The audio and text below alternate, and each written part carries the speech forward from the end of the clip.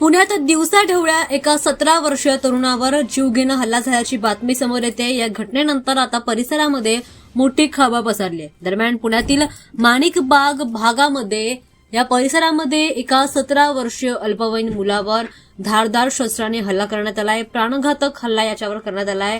ही घटना burger king समोर असलेल्या दुकानासमोर घडली आहे। पोलीस या सध्या घटनेचा तपास करत आहेत।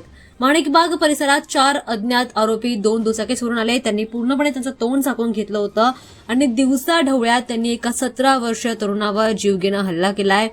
यामध्ये तो तरुण गंभीर जखमी झाल्याचं माहिती समोर येते। हल्लेखोरांनी धारदार शस्त्राचा वापर करून त्याच्यावर हल्ला केला। यामध्ये तरुण गंभीर जखमी झालाय। जखमी तरुणाला लगेचच रुग्णालयात दाखल करण्यात आले आणि त्याच्यावर सध्या उपचार देखील सुरू आहेत। स्थानिक पोलिसांनी यावर सिंहगड रस्ता पोलीस ठाण्यामध्ये गुन्हा नोंदवला असून सध्या या आरोपींचा शोध घेत आहेत। पोलीस सध्या या आरोपींचा तपास करत असल्याची माहिती समोर येते। पुण्यातील काही भागांमध्ये भर टोळ्यांची दहशत आणि गुंडागिरी वाढल्याचे प्रकार दिवसेंदिवस समोर येत आहेत। या घटनेमुळे नागरिकांमध्ये आता भीतीचं वातावरण पसरलंय। सुरक्षेचा प्रश्न या ठिकाणी निर्माण झालाय। नागरिकांनी यावर संताप देखील व्यक्त केलाय। त्याच्या कुटुंबियांनी या आरोपींना लवकरात लवकर शोधून काढण्याची मागणी देखील पोलिसांकडे केलेली आहे।